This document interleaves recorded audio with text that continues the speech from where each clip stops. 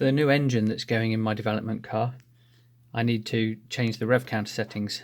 The standard rev counter has a red line starting at 7 and going through to 7,800.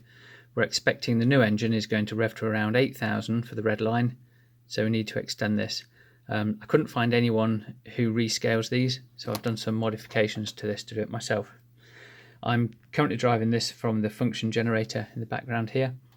To convert from this value into engine speed, you have to multiply by 20.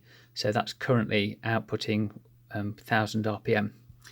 And I've rescaled this so that instead of it going from 0 round to 7, we've got a short scale at the start. So it's going 2, 4, then 5, 6, 7, 8, 9, 10. So basically I've got an expanded scale on the section that I'm interested in. So you'll see that so this is at 1000 revs. If I wind that up, so that's now showing 2000.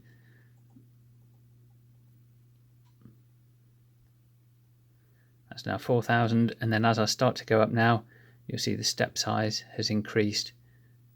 So that's past 5000, 6200, that's 7000 revs. Now also on here, I've got a peak recall. So if I do a short press on this button here, then the rev counter for a few seconds will go back to show me what my peak revs were.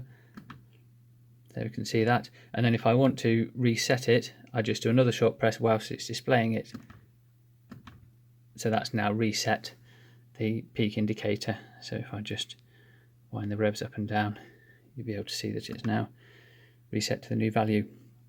You'll notice that the operation of the trip counter isn't affected because that requires a long press. So if I do a long press on here, reset the trip counter, and my circuitry is ignoring that, so it's not affecting the rev counter. Another feature I've added onto here is something to monitor the revs.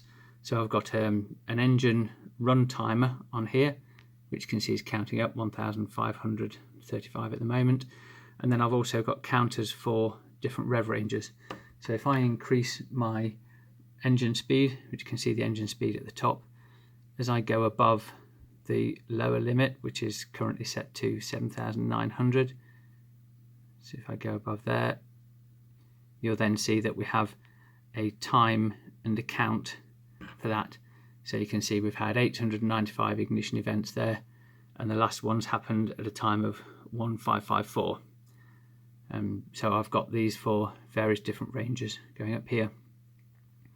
Also in here I have a gear calculator, so it will display which gear the vehicle is in, and also a shift light output. The reason I've got the gear determination in there is because I want to be able to run different shift light engine speeds for different gears. So in first gear I'll be running it at much lower revs because it takes longer to react. So those are the basic modifications to the rev counter. I'm not quite sure what scale we're going to run on here. When we get the engine built, we'll work out what is actually required for it.